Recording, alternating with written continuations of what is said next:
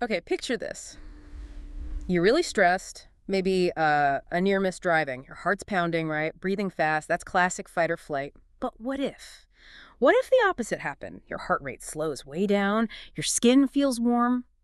Today we're doing a deep dive into a really surprising medical condition where the body's stress response is, well, completely upside down. Exactly. We're talking about neurogenic shock. Yeah. And it really flips our usual understanding of shock on its head. Mhm. In this deep dive, we'll unpack how it's so different from other shock states, what causes this weird physiological reaction, and importantly, how it's treated. It gives you this unique window into just how much our nervous system controls, well, everything, including circulation. Right, let's get into that. Because like you said, shock usually means fast heart rate, body freaking out, but neurogenic shock is different. What's actually going on at the core? Why this unusual reaction? Well, the key thing here is a major imbalance in the autonomic nervous system. Usually, the sympathetic system constricts blood vessels, keeps pressure up.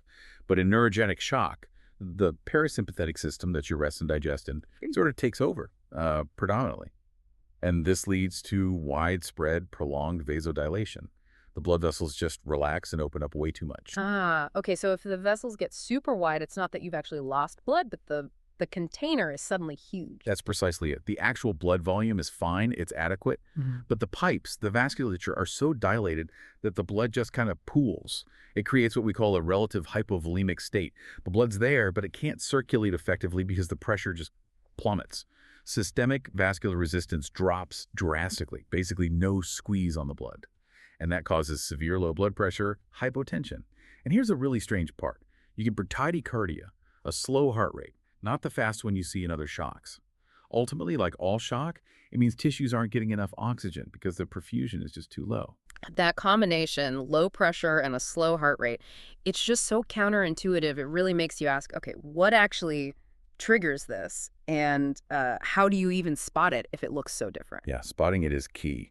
The signs are almost the reverse of typical shock. So instead of cool, clammy skin, the patient's skin is often dry and warm. Yay. And like we said, the big giveaway is that combination. Hypotension with bradycardia, not tachycardia. It happens because the sympathetic system, the one that should be firing off stress signals, is essentially knocked offline. It just can't respond. Okay, so what knocks it offline? What are the main causes? Most often, it stems from some kind of significant damage to the nervous system. A severe spinal cord injury is the classic cause.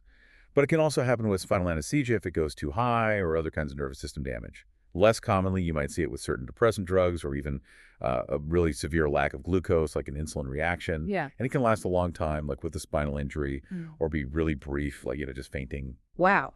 So given how unique it is, how do medical teams actually manage it? It sounds like the usual shock treatments might not work or could even be wrong. That's a really important point. Misdiagnosis is a danger if you're not thinking about neurogenic shock specifically. You might just pour in fluids thinking it's regular shock. Management really focuses on restoring that sympathetic tone. So if it's a spinal cord injury, that means stabilizing the spine immediately. If it's a spinal anesthesia causing it, sometimes it's about positioning the patient correctly head elevated to stop the anesthetic spreading higher. This specific treatment really has to target the root cause. Okay, and beyond the immediate fix, what about preventing problems down the line? What kind of ongoing care or preventative steps are important? Good question. For prevention with anesthesia, like spinal or epidural, keeping the head of the bed up, at least 30 degrees, is really vital. It uses gravity to help limit how far the anesthetic spreads up the cord. For spinal injuries, as I mentioned, super careful immobilization is key right from the start. Don't want to make things worse. Then, ongoing care is about supporting the heart, the blood pressure, the neural function. But there's a big risk people need to watch for. VTE, venous thromboembolism, blood clots. Because the blood vessels are so dilated, blood pools, especially in the legs, raising the risk of DVTs. So you need daily checks for leg pain, redness, warmth, maybe using compression devices, passive movement, maybe even blood thinners like heparin. And one more crucial thing, especially with spinal cord injuries, the patient might not feel pain from internal injuries.